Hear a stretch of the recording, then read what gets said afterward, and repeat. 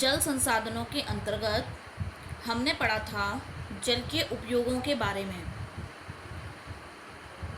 जल मनुष्य के जीवन का आधार है, जल ही जीवन है। यानी कि हमें अपने सभी कार्यों में जल की आवश्यकता पड़ती है। यह जल मनुष्य के द्वारा विभिन्न तरीके से उपयोग में लाया जाता है और उपयोग में लाए जाने के पश्चात उसको प्रदूषित भी किया जाता है। उसका उपयोग जो है वो अतिदोहन की स्थिति में भी किया जाता है। तो यानी आज हमें इस पृथ्वी पर जल को बचाने की ज़रूरत है, तभी हमारा जीवन जो है वो इस पृथ्वी पर संभव है।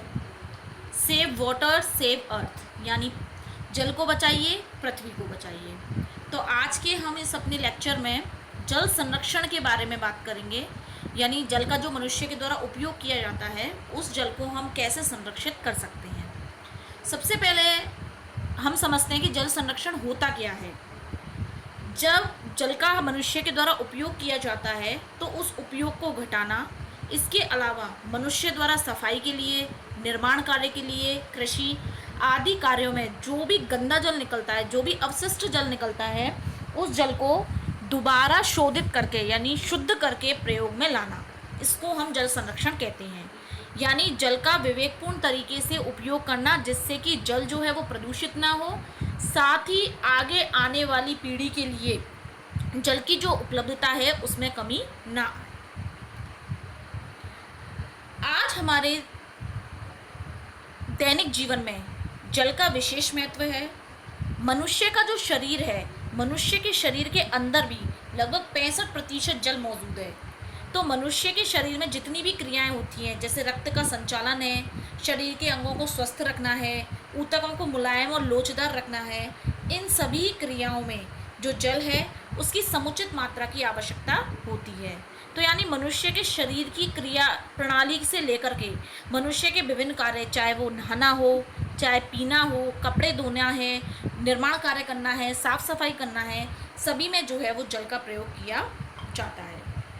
जैसा कि स्वास्थ्य विज्ञान ने भी कहा है कि एक स्वस्थ मनुष्य को प्रतिदिन में कम से कम 4 लीटर पानी पीना चाहिए। अगर आपको स्वस्थ रहना है तो एक दिन में आपको 4 लीटर पानी की आवश्यकता होती है। हमारा जो भारत है वो कृषि प्रधान देश है, यानी यहाँ सबसे ज़्यादा कृषि होती है। तो यहाँ की जो कृषि है वो वर्षा पर निर्भर करती है, लेकिन यहाँ जो वर्षा है वो अनिश्चित है। यानी किसी स्थान पर वर्षा ज़्यादा होती है, किसी स्थान पर कम होती है।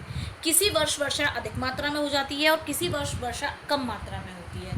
तो इस तरीके से कृषि जो है वो वर्षा पर निर्भर होने के कारण हमें पानी की ज़रूरत पड़ती है, तो उसे हम सिंचाई के माध्यम से पूर्ति करते हैं। तो देखा जाए तो मनुष्य जो है वो अपने सभी कार्य जो है वो जल के द्वारा ही करता है।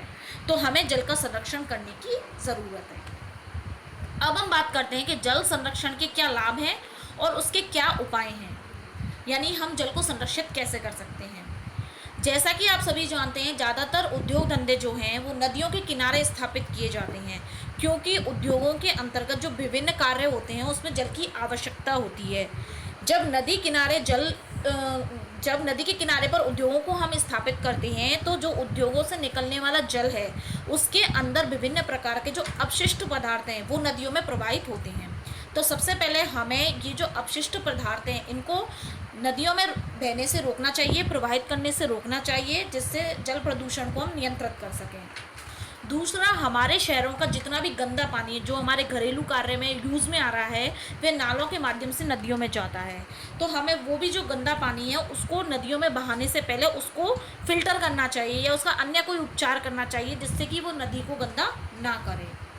तीसरी चीज़, कारखानों में गंदे पानी को शुद्ध करने के लिए या गंदे पानी का कोई और उपयोग करने के लिए विभिन्न प्रकार के संयंत्र लगाने चाहिए। जल संरक्षण के लिए हमें जल का संचय एवं जल प्रबंधन को भी विशेष महत्व देना चाहिए। यानी जल को, वर्षा का जो जल है उसको एकत्रित करने के लिए हमें कोई ना कोई प्रणाली अपनानी चाहिए। जल के वितरण की उचित व्यवस्था करनी चाहिए। जहाँ तक हो सके जल को जो है पाइपलाइनों के माध्यम से या पाइपों के माध्यम से जो है वो वितरित करना चाहिए, ताकि भूमि जल को ना सोखे और उसमें भारी गंदगी का समावेश ना हो। जल के संचय करने के लिए हमें जलाशयों का निर्माण करके उन्हें पक्का करके जल को प्रदूषित होने से बचाना चाहिए। खेतों में सिंचाई के नालों को पक्का करके जल संरक्षित करना चाहिए। यानी हम जैसे खेतों में पानी छोड़ते हैं तो हमें नाले बनाने चाहिए जिसके माध्यम से खेतों में पानी जाए। ये नहीं है कि पानी बह रहा है और इधर उधर आसपास के क्षेत्रों को भी प्रभावित कर रहा है। वर्षा का जो पानी है उसे घरों की छतों के ऊपर बड़े बड़े टैंक बना करके उसमें संरक्षित करना चाहिए। जल संकट को दूर करने के लिए जल के अनावश्यक खर्चे से बचना चाहिए। घरों में नलों को व्यर्थ में नहीं चलने देना चाहिए। जल की खपत कम करने और उसका संरक्षण करने के लिए जनसंख्या पर भी नियंत्रण लगाना आवश्यक है। इसके अलावा हमारे पहले प्राचीन समय की हम बात करें तो परंपरागत जो है वो जल के संचय करने की विधियां अपनाई जाती थी, जैसे कि टाँके बनाए जाते थे, टैंक बनाए जाते थे। तो वो जो टैंक और टाँके बनाए जाते थे वो आज के समय में देखा जाए तो पश्चिमी राजस्थान में आज भी वो पद्धति अपनाई जाती है। तो उन टैंक या टाँकों में जो है वो वर्षा के जल को जो है संरक्षित करना चाहिए। इसके अलावा गाँवों में बड़े बड़े तालाब और पोखर बनाने चाहिए जिनमें वर्षा का जल एकत्रित हो सके और जब भी ज़रूरत हो इस वर्षा के जल का उपयोग सिंचाई कार्य या अन्य कार्यों में किया जा सके। अधिक वर्षा वाले जो क्षेत्र हैं वहाँ पर वर्षा का जल जब अधिक है तो वहाँ बड़े बड़े बांधों का निर्माण करना चाहिए। इस बड़े बांध से जो जल है उसका संरक्षण होता है, साथ ही वहाँ पे मत्स्य पालन या विद्युत उत्पादन की संभावनाएं भी बढ़ती हैं। इसके अलावा जल संरक्षण के कुछ अन्य उपाय भी हैं, जैसे कि हमें खेतों की मेड़बंदी करनी चाहिए जिससे कि खेतों से जो व्यर्थ जल है वो बाहर ना बहे। इसके अलावा खेतों का जो जल है वो इधर उधर के क्षेत्रों को प्रभावित ना करे, क्योंकि होता क्या है कि खेतों में हम कीटनाशकों का और उर्वरक वगैरह का प्रयोग करते हैं तो वो जल में घुल जाता है और उसके कारण जब वो जल बह करके आसपास के क्षेत्र में भी जाता है तो वहाँ की जो मिट्टी है, जो वहाँ की ज़मीन है, उसको जो है वो नुकसान पहुँचाता है। दूसरी चीज़, नदियों और धाराओं में चेक डैम का निर्माण और तटबंदी कर देनी चाहिए, यानी बांध बनाने चाहिए। कृषि तालाबों का निर्माण करना चाहिए और सफाई भी करनी चाहिए। वृक्षारोपण करना चाहिए। सिंचाई टैंकों का निर्माण करना चाहिए। नहर नेटवर्क में सुधार, यानी जितने भी क्षेत्र हैं, अगर कोई नदी है किसी क्षेत्र में तो वहाँ नहरों के माध्यम से उसके आसपास के क्षेत्रों में पानी उपलब्ध कराना चाहिए। अगर पानी का कहीं रिसाव हो रहा है या पाइपलाइन कहीं से फूटी हुई है तो उसे तुरंत ही दुरुस्त करने के प्रयास करने चाहिए। Roof top rain water harvesting को प्रोत्साहन, यानी कि जो घरों की छतें हैं उस पर पानी का संचय करना चाहिए वर्षा के जल का, और फिर उस पानी का प्रयोग सिंचाई में करना चाहिए। बूंद बूंद और फव्वारा सिंचाई पद्धति अपनानी चाहिए। भूमिगत जल का पुनर्भरण भी करना चाहिए। जैसे आरओ है तो आरओ के अंतर्गत जब हम आरओ चलाते हैं तो उसमें कुछ व्यर्थ पानी निकलता है, तो उस व्यर्थ पानी का इस्तेमाल रसोई के कार्यों में या फिर बागवानी यानी पेड़ों में देने के लिए करना चाहिए। नल में हमेशा टोंटी का प्रयोग करें, नल को कभी खुला ना छोड़ें। वर्षा जल संरक्षण हेतु स्टोरेज टैंक का व्यक्तिगत और सामुदायिक स्तर पर निर्माण करना चाहिए, यानी लोगों को अपने पर्सनल टैंक भी बनाने चाहिए। इसके अलावा किसी गांव में, किसी कॉलोनी में भी लोगों को जो है वो कंबाइंड होकर के किसी टैंक का निर्माण करना चाहिए।